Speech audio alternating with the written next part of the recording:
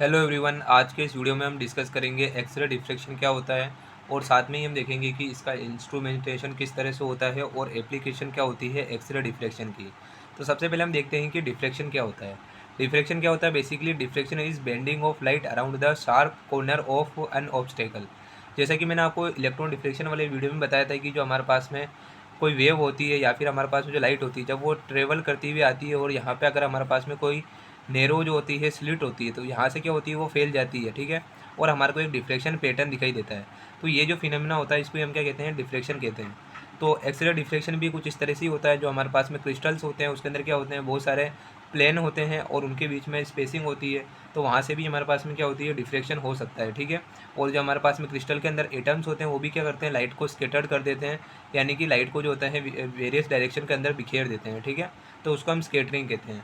सो x ray diffraction में क्या होगा, the atomic plane of a crystal cause an incident beam of X-ray to interfere with one another as they leave the crystal, this phenomena is called X-ray deflection. तो यहाँ पे भी हमारे पास में यही होता है कि जो प्लेन होते हैं क्रिस्टल के अंदर वो क्या करते हैं, इंसिडेंट बीम जो होती है एक्सरे की उसको इंटरफेयर करवाते हैं। यानी कि जैसे ही हमारे पास में इंसिडेंट बीम आएगी एक्सरे की और जो हमारे पास में लेटेस्ट प्लेन्स हैं उनसे वो डिफ्लेक्टेड हो जाएगी। तो वो जो है कि हमारे पास में सेकेंडरी जो हो जाएगी, यहाँ पे वेव प्रोड्यूस होगी और वो सेकेंडरी वेव्स आपस में क्या करती है, इंटरफेयर करती है, ठीक है। वो कंस्ट्रक्टिवली भी हो सकता है और डिस्ट्रक्टिवली भी हो सकता है। अगर कंस्ट्रक्टिवली होगा तो हमारे पास में इंटेंसिटी होगी वो इंक्रीज़ कर जाएगी, ठीक है। तो इस तरह से हमारे पास में क्या होता है कि जब जो हमारे पास में इंसिडेंट बीम होती है वो डिफ्लेक्ट होती है और उनमें इंटरफेरेंस होता है, तो हमारे पास में हमारे को डिफ्लेक्टेड बीम जो होती है मिलती है, ठीक है। तो ये जो हमारे पास में फिनोमिना होता है उसको हम क्या कहते हैं, डिफ्लेक्शन कहते हैं। तो इस तरह से ही हमारे पास में क्या होता है, एक्सरे डिफ्लेक्शन होता है कि एटॉमिक प्लेन क्या करेंगे, क्रिस्टल के अंदर इंसिडेंट बीम को इंटरफेयर कर देंगे with one another as the leave the crystal, और इसी फिनोमिना को हम क्या कहते हैं, एक्सरे डिफ्लेक्शन कहते हैं।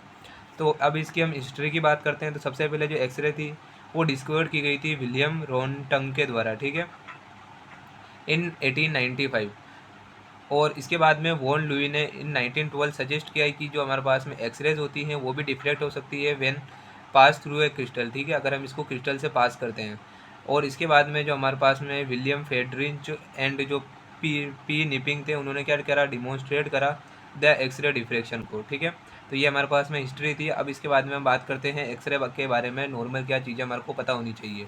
तो एक्सरेज क्या होती है, इलेक्ट्रोमैग्नेटिक रेडिएशन होती है, ठीक है। तो इलेक्ट्रोमैग्नेटिक रेडिएशन के अंदर बात हमारे पास बहुत सारी वेव्स आती है, radio waves, X-rays, UV, visible और आईआर, इस तरह से हमारे पास में बहुत सारी वेव्स आती है। तो जो हमारे पास में एक्सरे वो भी क्या है, इलेक्ट्रोमैग्नेटिक रेडिएशन है।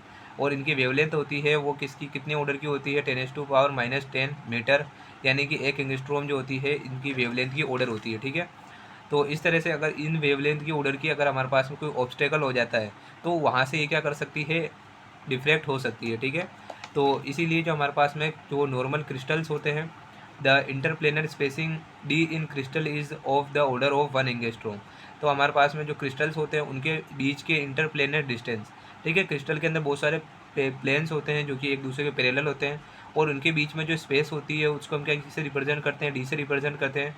और उसकी भी ऑर्डर होती है, वो कितनी होती है, 1 एंगस्ट्रॉम होती है, ठीक है। तो इस तरह से हमारे पास में जो वेवलेंथ आ गई और जो हमारे पास में स्पेसिंग आ गई, दोनों की ही ऑर्डर क्या है, 1 एंगस्ट्रॉम है।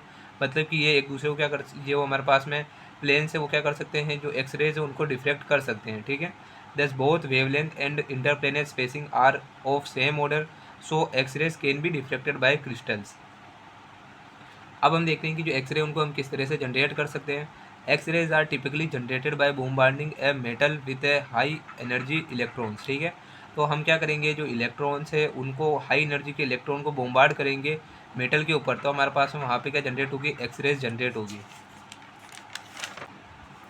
तो हमारे पास में क्या होता है, the electron decelerate as the plunge into the metal and generate radiation with a continuous range of wavelength called bremsstrahlung, ठीक है।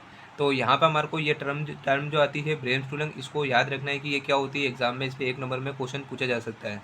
तो ब्रेम्स टू लंग का मतलब क्या होता है, ब्रेम्स का मतलब होता है फॉर डिसेलरेशन एंड स्ट्रूलंग का मतलब होता है फॉर रे। तो यहाँ पे क्या होता है कि जो इलेक्ट्रॉन होता है वो डिसेलरेट हो जाता है। हम क्या करते हैं, मेटल के ऊपर हाई एनर्जी के जो इलेक्ट्रॉन होते हैं उनको इंसिडेंट करते हैं, लेकिन हमारे पास जो इंसिडेंट जो इलेक्ट्रॉन होते हैं वो टकराते हैं मेटल के जो एटम होते हैं उनसे, तो ये क्या होते हैं, डिसेलरेट हो जाते हैं। तो यहाँ पे यही लिखा है कि the electron decelerate as they plunge into the metal and generate radiation with a continuous range of wavelength. तो ये क्या करते हैं, जनरेट करते हैं रेडिएशन, और वो रेडिएशन भी कंटिन्यूस रेंज की होती है, ठीक है। मतलब कि उसकी कोई फिक्स वेवलेंथ नहीं होती, वो वेवलेंथ जो होती है वेरी करती है, इसलिए हम इसको क्या कहते हैं, कंटिन्यूस रेंज ऑफ वेवलेंथ कहते हैं। और इसी की वो जो रेडिएशन जो निकलती है उसको हम क्या कहते हैं, ब्रेमस्टूलन कहते हैं, ठीक है। तो ये टर्म आपको याद होनी चाहिए कि ब्रेमस्टूलन हम किसे कहते हैं। और इसके साथ में ही जो इससे इंपॉर्टेंट जो रिलेटेड टर्म्स है उसको भी अब हम डिस्कस करते हैं one by one. When the incoming electron collide with the electron in the inner shells of the atom, then the collision expels an electron from an inner shell and an electron of higher energy drops into the vacancy emitted the excess energy as X-ray photon। तो इसमें क्या होता है, जैसे ही हमारे पास में incident x ray beam है उसके अंदर इलेक्ट्रॉन्स होते हैं। अब वो क्या करेंगे, एटम जो हमारे पास में मेटल के थे उसके अंदर भी कुछ इलेक्ट्रॉन होंगे, उससे क्या करेंगे, कोलोइड करेंगे। और कोलोइड करने की वजह से क्या होगा कि जो इनर सेल का इलेक्ट्रॉन होगा वो एक्सपेल हो जाएगा, यानी कि वो क्या होगा, कोलिजन से वो इलेक्ट्रॉन जो होगा इनर सेल से निकल जाएगा। अब इनर सेल में क्या हो जाएगी, वैकेंसी क्रिएट हो जाएगी। तो हाइयर सेल से क्या होते हैं, हाइयर एनर्जी जो होती है सेल्स, यानी कि हाइयर एनर्जी के जो हमारे पास में कोश होते हैं वहाँ से क्या होगा, इलेक्ट्रॉन जो होता है वैकेंसी के अंदर आ जाता है। और यहाँ से जो होती है हमारे पास में एक जो एक्सेस एनर्जी होती है वो इमिट होती है एज एक्सरे फोटोन, ठीक है। तो यहाँ से हमारे पास में आता है कि एक्सरे फोटोन क्या होता है। तो इसके बाद में हम देखते हैं कि जो हमारे पास में के अल्फ़ा और के बीटा रेस क्या होती है। तो अभी हमने देखा है कि क्या हुआ, इलेक्ट्रॉन के जो निकल जाने से वैकेंसी क्रिएट हुई थी, और हाइयर एनर्जी लेवल से इलेक्ट्रॉन उसके अंदर जो आ गया था लोअर एनर्जी के अंदर आ गया था। इसकी वजह से क्या होती है, एनर्जी रिलीज हुई थी, जिसको हमने क्या कहा था, एक्सरे फोटोन कहा था। If the electron falls into a K shell, n equal to one, K shell मतलब कि एन इक्वल टू वन, ठीक है। जो मेन हमारे पास में प्रिंसिपल क्वांटम नंबर होती है वो क्या होती है, तो हमारे पास में 1 2 3 4 ऐसे उसके नंबर होते हैं। तो उसके ही कोरस्पॉन्डिंग हम क्या कहते हैं, के शेल कहते हैं, ठीक है। तो ये हमारे पास में एन इक्वल टू वन होता है, तो उसके कोरस्पॉन्डिंग शेल होता है, उसको हम क्या कहते हैं, के शेल कहते हैं। तो हमने यहाँ पे क्या देखा कि the electron falls into a K shell, the X-rays are classified as K radiation, ठीक है। इसका मतलब क्या हुआ कि जो हमारे पास में इलेक्ट्रॉन है अगर वो फॉल होता है के शेल के अंदर, तो हमारे पास में जो एक्सरेज होगी उसको हम क्या कहते हैं, के रेडिएशन कहते हैं।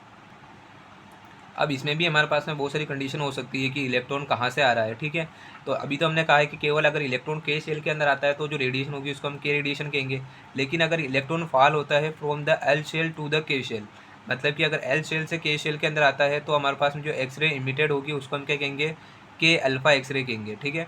हम जानते हैं कि हमारे पास में बहुत सारे शेल होते हैं, के एल एम एन ओ, ठीक है। तो इस तरह से हमारे पास में शेल होते हैं जिनके कोरस्पॉन्डिंग जो प्रिंसिपल क्वांटम नंबर होती है वो क्या होती है, 1 2 3 4 5, ठीक है। और इनकी एनर्जी भी ऐसे ही इंक्रीज़ करती है।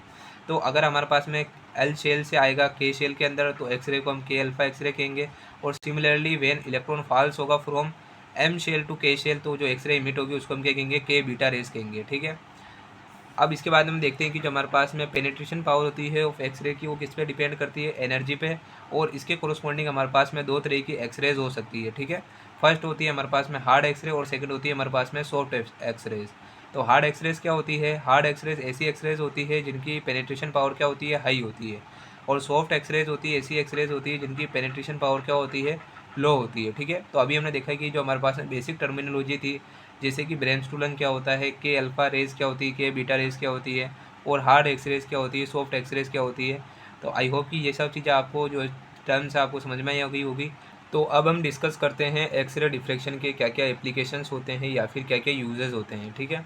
तो फर्स्ट यूज़ इसका होता है फेज आइडेंटिफिकेशन के लिए। सेकंड हम इसका यूज़ करते हैं क्रिस्टल सबस्टर डिटर्मिनेशन के लिए। और थर्ड हम इसका यूज़ करते हैं रेडियल डिस्ट्रीब्यूशन फंक्शन को डिटरमाइन करने के लिए। और फोर्थ थिन फिल्म क्वालिटी को डिटरमाइन करने के लिए। और क्रिस्टलोग्राफी टेक्सचर को डिटरमाइन करने के लिए भी इसका यूज़ किया जाता है। और परसेंट क्रिस्टलाइन को कितना परसेंट जो है क्रिस्टलाइन करेक्टर है उसको पता लगाने के लिए भी इसका यूज़ किया जाता है, ताकि हमको पता है कि सॉलिड दो तरह के होते हैं, एक होते हैं क्रिस्टलाइन और एक होते हैं नॉन क्रिस्टलाइन। नॉन क्रिस्टलाइन को हम क्या कहते हैं, अमोर्फोस कहते हैं।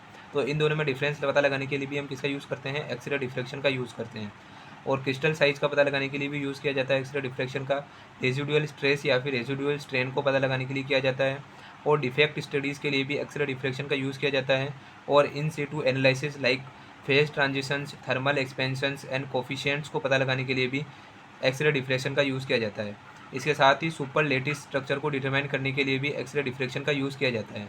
तो ये सब चीज़ें जो हैं आपको 1 बाय 1 पॉइंट वाइज पॉइंट लिखनी रहती है एक्सरे डिफ्रैक्शन के, अगर आपसे यूजेस या फिर एप्लीकेशन पूछे जाते हैं तो आई होप कि आपको वीडियो हेल्पफुल लगा होगा। तो वीडियो को लाइक करें और हमारे चैनल को सब्सक्राइब करें